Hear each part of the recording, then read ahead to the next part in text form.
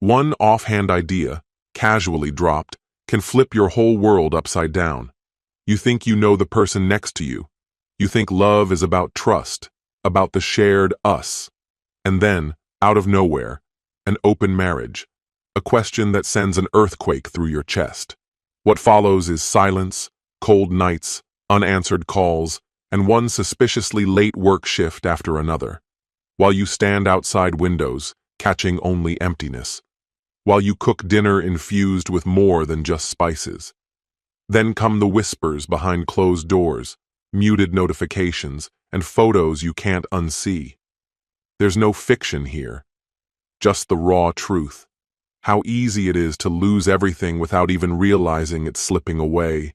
Breathe deeper, because what came next might just shatter everything you thought was real. Hello, my friend. I'm so glad you stopped by my channel. If it's your first time here, don't forget to subscribe and like this video, as every like truly inspires me. Please tell me which city and country you watch this video from. Now, let's get started. I'm a 33-year-old man, pretty average by most standards, and for the past 2 years, I've been married to my wife, Rachel, who's 31. Before we got married, we'd been dating for another 2 years. But recently, our marriage has hit a rough stretch. It all started a couple of months back when Rachel came to me with a proposal that completely caught me off guard. She wanted to explore the idea of an open marriage. Her suggestion floored me. It was the last thing I expected her to say. I've known Rachel long enough to believe I had a good grasp of who she is, and this just didn't align with that image. I couldn't understand where it was coming from. Let's be honest. Open marriages aren't exactly a safe bet. More often than not, they end in heartbreak, and sometimes both people walk away worse for wear. I didn't sugarcoat my response. I told her clearly that it wasn't something I could accept. It wasn't about resisting change or being boring. I'm open to trying new things and keeping the spark alive, but only within the bounds of a committed, exclusive partnership. Inviting someone else into our relationship just wasn't something I could reconcile with. She seemed let down by my answer, and that stuck with me. I usually go out of my way to meet her in the middle, even if it means giving up a little something. I love her deeply, and it's rare that I deny her anything. Although she didn't bring it up again, I could tell the conversation hadn't really ended. It just went silent. That silence made me uneasy. I began questioning why she'd even bring up such an idea. Had I been missing something? Was she feeling unfulfilled in ways I hadn't noticed? I couldn't help but turn the spotlight inward, especially when it came to intimacy. I tried to get her to open up, but she remained guarded. Rachel works as a consultant, and her job often demands long hours and dealing with clients across different time zones. Her schedule is chaotic and draining. My own job is demanding as well, though at least it stays within the usual workday. Because of our mismatched schedules, real conversations became rare. I began regretting how quickly I dismissed her proposal. Maybe I should have asked more questions instead of shutting it down. That thought gnawed at me for weeks. One evening, I managed to get home earlier than usual and decided to do something special. I made her favorite dinner, hoping to create a moment where we could reconnect. She appreciated it. We shared a warm night together. For the first time in a while, it felt like the version of us from happier times. It felt right to gently revisit the topic of the open marriage, this time with more understanding and less tension. But the moment I brought it up, her entire mood shifted. She lashed out, accusing me of playing emotional games. I was stunned. That wasn't my intention at all. I just wanted to understand her, to have a genuine, honest talk. Her accusation hit hard, and I reacted. I asked if she felt unsatisfied with me. That question broke something loose. Rachel finally opened up. She admitted that her office had recently brought in a new batch of interns, all young, early 20s, fresh out of college, and their stories about wild nights out and casual flings had gotten to her. She said hearing about their lifestyles made her feel like she'd missed out on something. A kind of FOMO, she called it. It made her wonder if she'd skipped a phase of life that she was now starting to crave. I listened closely. I didn't judge her. It's easy to be tempted by the freedom and thrill of youth, especially when you're surrounded by it. I told her I understood, but that my perspective was different. Before I met her, I'd had that phase. The parties, the one-night stands, all of it. And at the end of it, I felt empty. Meeting her changed my life. With her, I found peace and purpose. That's why I married her, because I wanted something enduring, something that mattered. I've always dreamed of building a life and a family with her. I poured my heart out. I explained that my resistance wasn't about control, but about protecting what we've worked so hard to build. Still, I told her that if this truly meant a lot to her, I was willing to have the conversation again, together. She shook her head immediately and said no. She seemed to understand where I was coming from, nodding along as I spoke. I thought we'd finally found some middle ground, but I was wrong. In the days that followed, everything seemed fine, at least on the surface. But about a week later, I noticed a change in her.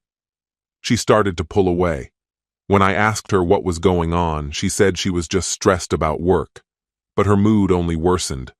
Lately, she's been snapping over minor things and picking fights over nothing. She started calling me old-fashioned, mocking me as if I were some relic from a different era. I asked her what she meant. She told me I was rigid, resistant to change, stuck in outdated ideas.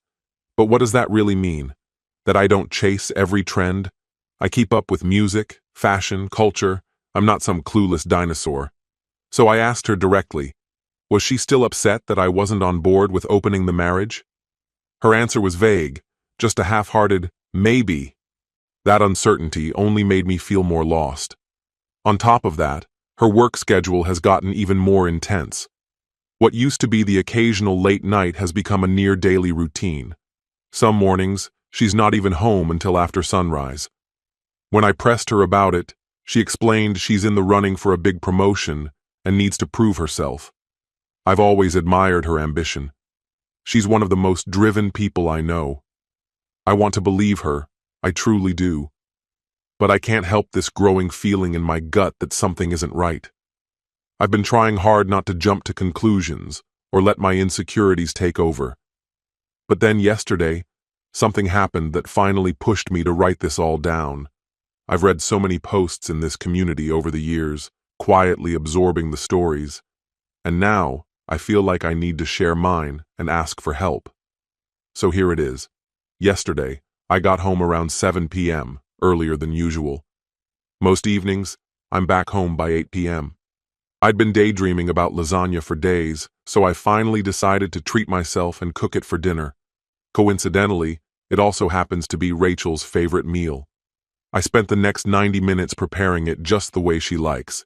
Every layer done with care, every spice chosen just right, hoping it would be a welcome surprise. By the time the dish was ready to serve, the clock had crept past 10. I shot Rachel a quick message asking what time she'd be back. She replied not long after, letting me know she was stuck working late, possibly until well after midnight. The energy in the kitchen dulled instantly. The anticipation I'd felt moments before quickly gave way to disappointment. I tried to push the feeling aside and distracted myself with some gaming for the next hour. Though my stomach was growling, I resisted eating. I wanted to wait, to share the meal with her. Then, out of nowhere, an idea popped into my head. Why not go pick her up? It wasn't something I normally did unless we had post-work plans, but tonight, it felt like a nice gesture. Without second-guessing, I grabbed my jacket and keys and made my way to her office. Her building is somewhat isolated, so you can easily see anyone arriving or leaving. I parked nearby and settled in to wait, watching the surrounding shops lock up and the streets slowly fade into silence. I stayed there for about 30 to 45 minutes, but by 12:30 a.m., she still hadn't shown up. I sent her another message, no response. I didn't want to overwhelm her with phone calls, but a nagging thought crept in. Maybe she'd already left while I was still driving. To make sure, I went up to her floor and spoke with the front desk. The office still buzzed with activity from the night staff. When I asked about Rachel, the receptionist told me she'd already gone. I immediately regretted the decision to come. I figured I must have just missed her. She must have left moments before I arrived. On the drive home, I held on to a fragile hope that she'd be waiting for me at the apartment. But when I walked in, the place was empty. My chest tightened. My legs felt unsteady. She was still offline, and my last messages remained unread. A creeping panic started to settle in. The idea of her being unfaithful didn't come to me right away. My mind was genuinely preoccupied with worry. It felt too late to start calling around, and since she hadn't been at the company long, barely 6 months, I didn't really know her coworkers well enough to reach out. I felt helpless. Drained and anxious, I eventually passed out on the couch. Morning light streamed in, waking me up. Instinctively, I rushed to the bedroom, and there she was. Rachel, sound asleep under the covers. I climbed in next to her, exhausted, and drifted off again. When I awoke later, she was already up and dressed for work. I asked what time she'd gotten home the night before. She replied casually, 3 a.m., said work had kept her tied up unusually late due to a client call with an international account. I asked when she'd actually left the office, and without hesitation, she told me it was around 2:30. Her response sent a chill through me. That didn't line up. Either the receptionist had lied, or Rachel wasn't telling me the whole story. Still foggy from the restless night, I didn't press her on it. Later that afternoon, she gave me a call while I was at work. Apparently, the receptionist had mentioned that I'd come by around midnight. That in itself was strange. What kind of schedule does that receptionist even have? I told Rachel the truth. I had gone there to surprise her. She paused, then explained that she had actually left earlier in the day to meet a client across town. That's why she wasn't at her desk when I showed up. Her explanation threw me off. She said the client was based in Asia, but they had a satellite office in another part of the city. That's where she went, and from there, she did a Zoom meeting timed to match the Asian work hours. Her story wasn't implausible, but something didn't sit right. Part of me wanted to accept it. I know how global companies operate, time zones, regional branches, late-night meetings. It all made sense on the surface. But for some reason, it still felt off. I was caught between logic and instinct, unsure whether to just move on or confront her again. I've raised concerns with her in the past, as I've mentioned, but those conversations never led anywhere. Now, I find myself at a crossroads. I really need someone else's perspective here. It's been 2 weeks since that night, and something big just happened. I tried everything I could think of to get a peek into her phone or email, hoping to uncover some clarity, but she guarded her privacy with care. Every attempt to dig deeper turned up nothing. The days blurred together. Rachel kept coming home later than usual, and we barely spoke beyond hollow, routine exchanges. Then, 2 nights ago, the unexpected happened. Rachel was talking to her mom on the phone. Her mother, Patricia, has been struggling with kidney problems for a while, and her latest test results hadn't been encouraging. I was working at my desk while Rachel lay on the bed, chatting with her mom. Worried, I picked up her phone to check on the conversation, just to make sure her mom was okay. Patricia was rattling off medications and recent procedures. That's when I noticed the screen was still unlocked, and a few message previews had popped up. I stood up, phone in hand, pretending to be listening, and quietly walked to the bathroom. Once inside, I locked the door, switched the phone to speaker, and kept her mom's voice playing as cover while I scrolled through the messages. One of the notifications mentioned plans to meet someone that day for a fun ride. My heart dropped. I looked deeper, went into her social DMs, and everything unraveled in an instant. You were right all along. Rachel had been cheating. She was sleeping with one of her younger co-workers. Several minutes had gone by before she realized I'd taken her phone with me into the bathroom. Her fists started banging on the door, her voice rising as she demanded I return it. I didn't have the luxury of time to sift through all the messages, so I jumped straight to her photo album, hoping to find something indisputable. What I stumbled on broke me. Explicit photos of my beautiful wife, engaged in compromising acts with men from her workplace. I forwarded the images to my email and deleted every trace of my activity. It was clear. She was entangled with multiple co-workers. A wave of nausea crashed over me. Her relentless knocking and pleading grated on my nerves like nails on a chalkboard. Without a word, I unlocked the door, handed her the phone, and closed it behind her again, locking myself in. Every fiber of my being wanted to storm out and confront her, but instead, I forced myself to stay calm, to breathe through the rage. Her messages had revealed the time and place of her next secret meeting. I left the bathroom, grabbed my car keys, and walked out. As I was heading for the door, she called after me in a soft, almost pitiful voice, but I didn't look back. I drove straight to the hotel listed in her texts and found the darkest corner of the lobby to sit and wait. I hadn't come to cause a scene. I just needed to witness it, to see how effortlessly she could step into betrayal. She was supposed to arrive at 5 p.m. I got there 2 hours early. By the time the clock hit 5, I'd already drowned myself in alcohol. In hindsight, maybe confronting her at home would have been better, but at the time, I was paralyzed, not yet ready to face the devastation head-on. Even as I sat there, I wasn't ready to meet her with confrontation. 6 o'clock passed, and there was still no sign of her. I started to spiral. Maybe she'd figured out what I was planning, changed the meeting location. But I was too drunk, too hollowed out, to make sense of anything. So I stayed, drowning in drinks, numb and detached. And then, around 7, I saw her, Rachel, and everything inside me caved in. My vision was blurry, not just from the alcohol, but from heartbreak. After 4 hours of drinking, I could barely feel anything. What happened next is hazy. I was moving on instinct alone. I got up, staggered toward the reception desk where she was checking in, and tapped her shoulder. I think I muttered something like, "Enjoy your night." Maybe more, but that's all I clearly remember. She tried to reach for me, started to explain, but I couldn't process a word. I remember brushing her off, freeing myself from her touch, and walking out. I hailed a cab and went straight to my friend's apartment, collapsing at his door. The next thing I knew, I was waking up on his couch. That was yesterday. I slept through the day, 16 hours gone in a blink. By the time I came to, it was Sunday afternoon.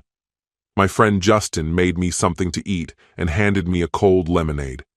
I told him everything, the whole soul-crushing story. He immediately told me to freeze our shared accounts, change my passwords, and get tested for STDs. At the time, even my finances and health felt like background noise to the pain. I reached for my phone, only to find it dead. Once I plugged it in, the screen flooded with over 100 missed calls, dozens of voicemails, and an avalanche of texts, all from her. I didn't open a single one. Soon, new calls and messages began pouring in. I blocked her on every platform without reading a word. I couldn't bear to look at what she had to say. I was disgusted. Today's Monday. I called in sick. For the entire week. I feel completely unmoored. I've been drinking constantly, trying to dull the reality. Justin's already started researching divorce attorneys nearby. Now, 2 months have passed. I've slowly started to regain control.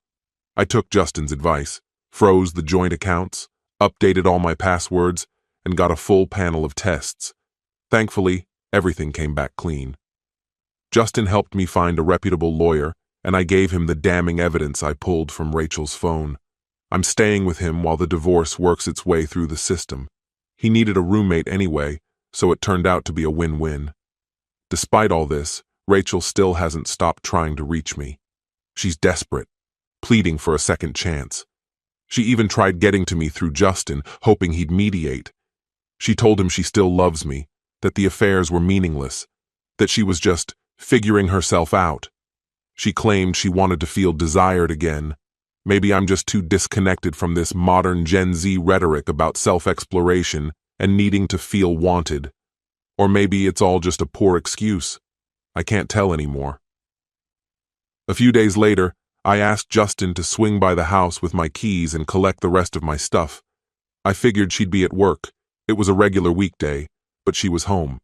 She fell apart in front of him, begging for help. Thankfully, Justin had the foresight to lie, telling her I was staying at a hotel to prevent her from coming after me. She confessed everything. She'd quit her job.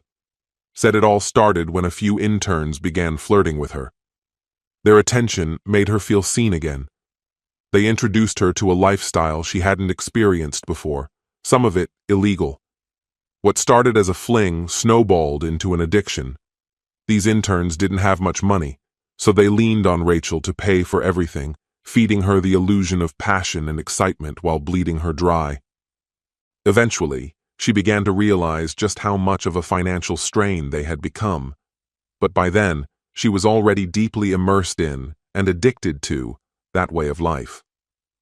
When Justin questioned her about why she hadn't told me any of this sooner, she insisted that the only reason she ever suggested opening our marriage was because guilt was eating away at her. Supposedly, when I dismissed the idea, she took that as a signal to hide everything else. What absolute garbage. Why bring up the possibility of an open marriage after she'd already stepped so far over the line? Now she's dragging her feet on finalizing the divorce, spinning the story to make it sound like I encouraged her to sleep around so she could gain experience. Really? That's one of the most absurd excuses I've ever heard. Thankfully, she couldn't produce a shred of evidence to support it. And if that wasn't enough, she's now trying to claim alimony, arguing that the emotional strain of the separation is impacting her mental well-being. If anyone's entitled to anything, it's me. I've had to sit with the gutting reality of betrayal, forced to process all of it on my own. A few weeks after everything blew up, her sister Zoe reached out to me, asking if I'd even consider giving Rachel another shot. She said Rachel's in a really dark place, spiraling into depression after the interns she got involved with exposed her at her job. Evidently, they shared explicit pictures of her with senior staff. The fallout was brutal. She became a punchline, mocked for being easy, her name reduced to office gossip. Things got so hostile that she had to resign just to escape the daily humiliation. But it didn't stop there. Those stories spilled beyond her workplace, circulated by higher-ups across industry circles, tanking her professional credibility. She can't even land a single referral now. I was honest with Zoe. Rachel made her choice. She traded a stable, loyal marriage for fleeting excitement, and now she has to live with the wreckage she created. This story has come to an end. What's your opinion? Share it in the comments, my friend. And if you like this story, check out other exciting videos on my channel. I'll say goodbye until the next video. See you.